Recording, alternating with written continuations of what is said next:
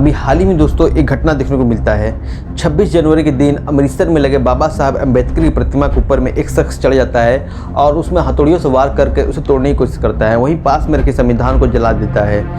क्या कारण है कि भारत में अन्य नेताओं जैसे कि महात्मा गांधी, सुभाष चंद्र बोस और जवाहरलाल नेहरू की प्रतिमा के साथ इस तरह की घटनाएं काफ़ी कम देखने को मिलता है।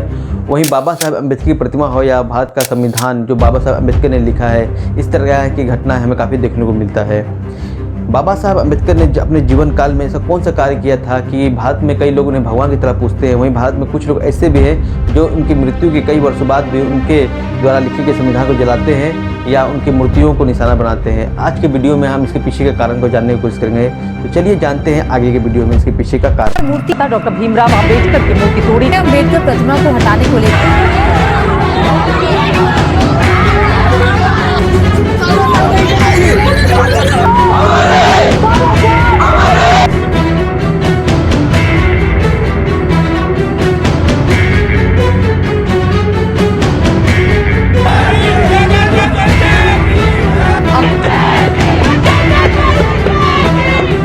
कैसा मिलता है अम्बेडकर अम्बेडकर अम्बेडकर अम्बेडकर अम्बेडकर अम्बेडकर।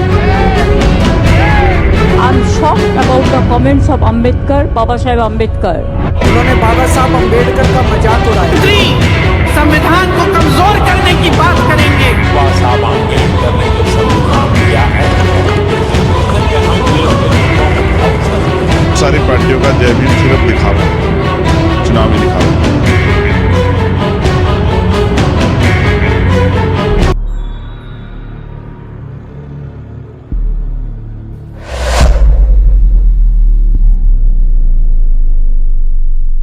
इसके पीछे का कारण जानने के लिए हमें गुलाम भारत में जाना होगा। गुलाम भारत का मतलब मेरा ये नहीं है कि सिर्फ भारत को अंग्रेजों के द्वारा ही गुलाम बनाया गया था, बल्कि भारत को गुलाम अंग्रेजों से आने से कई शताब्दी पहले भारत के लोगों को द्वारा ही भारत के लोगों को गुलाम बनाकर रखा गया था। भारत के लोगों के द्वारा ही भारत के लोगों का शोषण किया जाता था, वो भी सिर्फ जाति के आधार में। होता ये था कि उस समय जो ऊँची जाति के लोग होते थे वो नीची जाति के लोगों के साथ बहुत ही अत्याचार करते थे। छोटी जाति के लोगों को ना उनके बच्चों को स्कूल में जाने का अधिकार था, ना ही उनको कहीं भी सार्वजनिक जगह से पानी पीने का अधिकार था और ना ही उन्हें मंदिर जाने का अधिकार था। बल्कि यही नहीं दोस्तों, जो निम्न जाति की औरतें थी उन्हें ऊपर में कपड़े पहनने का अधिकार नहीं था। इस तरह की घोर जातिवादी व्यवस्था थी उस ज़माने में। ऐसी घोर जातिवादी व्यवस्था में मध्य प्रदेश के महू में 14 अप्रैल 1891 में एक मसीहा का जन्म होता है जिनका नाम था डॉक्टर बाबा साहेब भीमराव रामजी अम्बेडकर। उस ज़माने में बाबा साहब अम्बेडकर की जाति के जो बच्चे होते हैं उनको स्कूल में जाने का अधिकार नहीं था। बाबा साहब अम्बेडकर के पिता सूबेदार थे, जिनके कारण बाबा साहब अम्बेडकर को स्कूल में तो दाखिला मिल जाता है, लेकिन जब वो स्कूल जाते हैं तो उनको साथ में कुछ अच्छा व्यवहार नहीं किया जाता है। जो उनके उम्र के बच्चे होते हैं वो उनसे हटकर खाना खाते थे और उनसे बात नहीं किया करते थे क्योंकि वो ऊंचे कास्ट के थे। और जो स्कूल के टीचर थे वो भी बाबा साहब अम्बेडकर के साथ में कुछ अच्छा व्यवहार नहीं करते थे। बाबा साहब अम्बेडकर को वहाँ बैठने के लिए कहा जाता था जहाँ पे सारे बच्चे अपने जूता चप्पल खोलते हैं, वहाँ पे बाबा साहब अम्बेडकर को बोला जाता था पढ़ने के लिए। वहाँ बैठकर बाबा साहब अम्बेडकर क्लास के बाहर पढ़ाई किया करते थे। सोचिए दोस्तों किस तरह का जातिवादी व्यवस्था था।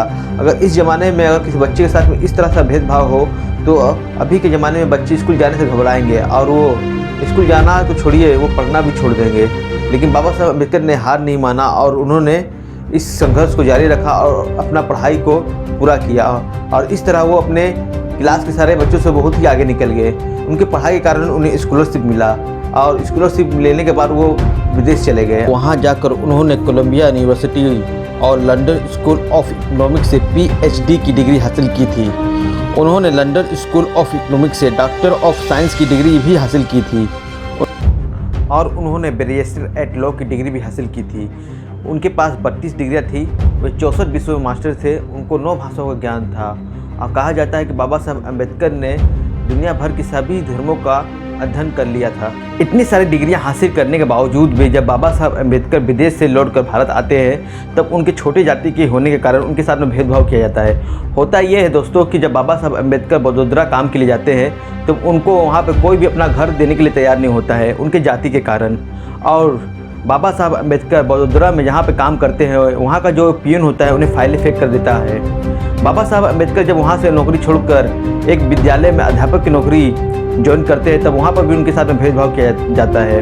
जो अन्य टीचर होते हैं बाबा साहब अम्बेडकर के साथ में भेदभाव करते हैं और उनको उस मटकी से पानी नहीं पीने देते हैं जहाँ से अन्य टीचर पानी पीते थे। बाबा साहब अम्बेडकर ने ऐसी जातिवादी व्यवस्था को देखकर काफ़ी दुखी हो गए और उन्होंने ये निश्चय कर लिया कि भारत से जातिवादी व्यवस्था को उखाड़ कर फेंक देंगे और इसके लिए उन्होंने पहला आंदोलन शुरू किया। हुआ ये था दोस्तों कि 1923 में बम्बई के लेजिस्लेटिव काउंसिल अंग्रेजों के नेतृत्व की एक समिति के द्वारा एक प्रस्ताव लाया जाता है जिसमें कहा जाता है कि वह हर जगह जिसका निर्माण सरकार के द्वारा कराया जाता था या जिसकी देख रेख सरकार के द्वारा किया जाता था वो हर जगह हर किसी के लिए इस्तेमाल किया जा सकता था। जनवरी 1924 में महार जो बम्बई का क्षेत्र का हिस्सा था इस अधिनियम को नगर परिषद के द्वारा लागू तो कर दिया गया था, लेकिन जो वहाँ के उच्च कास्ट के हिंदू थे इस अधिनियम को अमल में लाने नहीं दे रहे थे।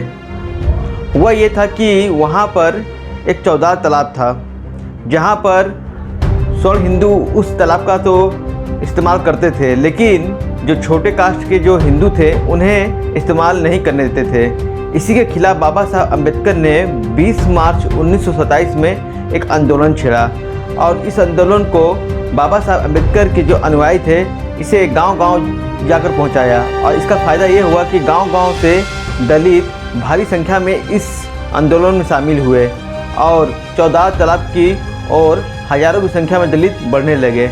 ये बाबा साहब अम्बेडकर का प्रथम आंदोलन था। बाबा साहब अम्बेडकर अपने पहले आंदोलन में चौदार के तालाब की ओर बढ़े और हज़ारों संख्या में दलित भी उनके साथ बढ़ने लगे और वहाँ पर जाकर उन्होंने उस चौदार तालाब से पानी पिया और उनको देखते हुए जो हज़ारों की संख्या में जो दलित इस आंदोलन में भाग लिए थे वो भी पानी पिया। इस तरह बाबा साहब अम्बेडकर ने इस कानून का पालन करते हुए पानी को पिया और हज़ारों की संख्या में जो दलित आए थे वो भी इस कानून को पालन करते हुए उस तालाब से पानी पिया। इस तरह बाबा साहब अम्बेडकर ने अपने आंदोलन को पूरा किया। लेकिन होता क्या है, जैसे ही ये बात ऊंचे कास्ट के जो स्वर्ण हिंदू होते हैं उन्हें पता चलता है, वो हज़ारों की संख्या में जो दलित आए थे उनके साथ में हिंसा में उतर आते हैं और कई सैकड़ों दलितों को लाठी डंडों से मारकर जख्मी कर देते हैं और उस तालाब को जहाँ से दलित और बाबा साहब अम्बेडकर पानी पिए थे उसको शुद्धिकरण के लिए उसमें मंत्र जाप करने लगते हैं और गौमूत्र छींटकर उसे शुद्ध करने की कोशिश करना शुरू कर देते हैं। हज़ारों की संख्या में आए दलितों के साथ में हिंसा होने के बावजूद भी बाबा साहब अम्बेडकर के द्वारा दिया गया मैसेज जो था कि ये जो आंदोलन है ये अहिंसा में आधारित है, किसी भी दलित की ओर से हिंसा नहीं किया गया था और अहिंसा में रहते हुए इस आंदोलन का पालन किया गया था। इसके बाद बाबा साहब अम्बेडकर का दूसरा आंदोलन था कालाराम मंदिर सत्याग्रह। होता क्या दोस्तों कि उस ज़माने में जो ऊपर कास्ट के हिंदू थे उन्हें ये जन्म से अधिकार प्राप्त था कि वो मंदिरों में प्रवेश कर सकते हैं, वहीं जो नीचे कास्ट के हिंदू थे उन्हें ये अधिकार जन्म से प्राप्त नहीं था, उनको मंदिर में घुसने नहीं दिया जाता था उस ज़माने में। इसी प्रथाओं के खिलाफ बाबा साहब अम्बेडकर ने यह आंदोलन शुरू किया था। होता क्या दोस्तों कि गोदावरी नदी किनारे नासिक शहर था, वो सनातनी हिंदुओं का गढ़ माना जाता था। उस नासिक में कालाराम मंदिर स्थापित था। 2 मार्च 1930 में बाबा साहब अम्बेडकर के अध्यक्ष के रूप में एक सभा आयोजित की गई। इस सभा में सत्याग्रह किस प्रकार से करना है इसके ऊपर फैसला लिया गया और अहिंसा को मार्ग को चुनते हुए यह जो मैसेज था वो सभी आंदोलनकारी थे उनके पास पहुंचाया गया। उसी समय ये जुलूस निकालने का निर्णय लिया गया था। जुलूस लगभग 1 किलोमीटर जाना था जिसमें 15 से 20 हज़ार लोगों ने शामिल थे। अप्रैल 1930 को रामनवमी के दिन सनातनी हिंदुओं बाबा साहब अम्बेडकर के नेतृत्व वाले आंदोलनकारियों में एक समझौता होता है। राम के रथ खींचने में अछूतों को भी शामिल करने का निर्णय हुआ।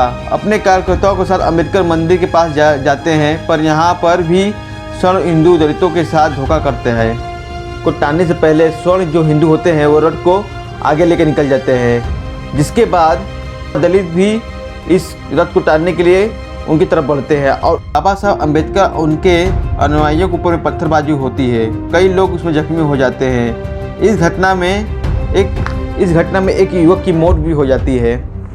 इन सारे आंदोलनों के कारण बाबा साहब अम्बेडकर काफ़ी भारत में लोकप्रिय हो जाते हैं और उनकी लोकप्रियता को देखते हुए ही लंदन में होने वाले पहले गोलमेज सम्मेलन के लिए आमंत्रित किया जाता है।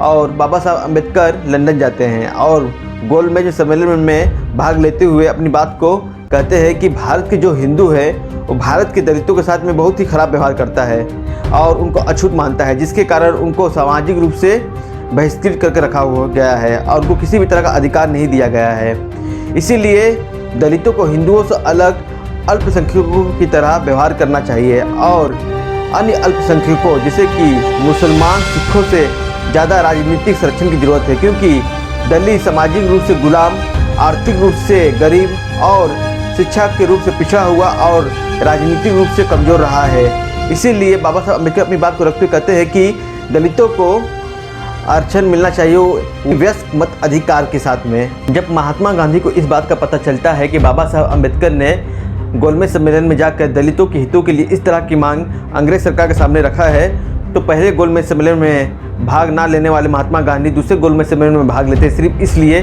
कि बाबा साहब अम्बेडकर की मांगों को पूरा ना किया जाए। और इस होता है बिल्कुल इसके विपरीत।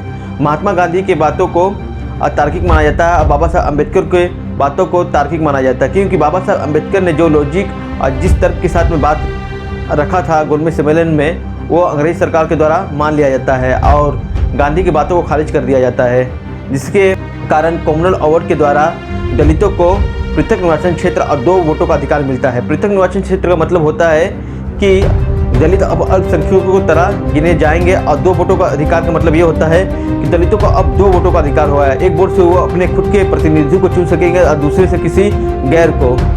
होता क्या है कि जब महात्मा गांधी भारत लौटते हैं तो इस फैसले के खिलाफ अरवदा जेल में आवरण अनशन में बैठ जाते हैं और बाबा साहब अम्बेडकर के ऊपर में काफ़ी प्रेशर दिया जाता है, क्योंकि महात्मा गांधी उस समय भारत के बहुत बड़े नेता थे और बाबा साहब अम्बेडकर के ऊपर में दबाव बनाया जाता है कि अगर महात्मा गांधी को कुछ हो गया तो भारत में दंगे हो जाएंगे और सवर्ण जो है वो दलितों को छोड़ेंगे नहीं। और भी कई तरह से बाबा साहब अम्बेडकर को धमकी दिया जाता है, जिसके कारण साहब अम्बेडकर महात्मा गांधी की बातों को मानने के लिए तैयार हो जाते हैं इस शर्तों के साथ में कि दलितों को भी संवैधानिक रिजर्वेशन मिलना चाहिए, क्योंकि अगर भारत आज़ाद होता है और सवर्णों के पास में सत्ता आती है तो दलितों का वो बुरा हाल करेंगे और वो फिर गुलामी में चले जाएंगे। इसीलिए बाबा साहब अम्बेडकर वैधानिक और शिक्षा में रिजर्वेशन की मांग रखते हैं, जिसको महात्मा गांधी मजबूरी में मान लेते हैं। और होता है क्या कि जब बाबा साहब अम्बेडकर को संविधान लिखने का मौका मिलता है तब बाबा साहब अम्बेडकर इन बातों को संविधान में पूरा करते हैं, क्योंकि वो पुणे पैक्ट में सिग्नेचर इसी शर्तों के साथ में किए थे। और इस तरह भारत में दलितों को अनुसूचित जातियों को रिजर्वेशन मिलता है। बाबा साहब अम्बेडकर के इतने कठिन प्रयासों के द्वारा ही भारतीय संविधान में समानता और रिजर्वेशन दलितों को मिला। जिस दलितों को पहले स्कूल में जाने का अधिकार नहीं था, जिस दलितों को मंदिर में प्रवेश करने का अधिकार नहीं था, अब दलित मंदिरों में प्रवेश भी कर सकते हैं और स्कूल में जाकर पढ़ भी सकते हैं। तो ये सब मुमकिन हुआ बाबा साहब अम्बेडकर के कठिन प्रयासों के द्वारा। और जो लोग बाबा साहब अम्बेडकर की विचारधारा से सहमत नहीं है, जिसके मन में वर्ण व्यवस्था और जाति पात आज भी भरा हुआ है, वही लोग बाबा साहब अम्बेडकर की मूर्तियों को निशाना बनाते हैं और इस तरह की घटना को अंजाम देते हैं। तो आज के ज़माने में हम लोगों को जाति पाति और ऊंच नीच से आगे बढ़ कर सोचना चाहिए और हम सभी देशवासियों को एक साथ मिलकर देश को आगे बढ़ाना चाहिए। तो दोस्तों, आज की वीडियो के लिए बस इतना ही। और बाबा साहब अम्बेडकर की विचारधारा को अगर आप बढ़ाना चाहते हैं आगे, तो इस वीडियो को जितना हो सके अपने दोस्तों, अपने रिश्तेदारों में शेयर करें। और बस आज के वीडियो में मैं आपसे अलविदा कहना चाहूँगा। मैं फिर से मिलूँगा आपके साथ में एक नए वीडियो के साथ में। तो आज के लिए बस इतना ही। आप वीडियो को लाइक और सब्सक्राइब करना ना भूलें और बेल आइकन को ज़रूर बजाएं।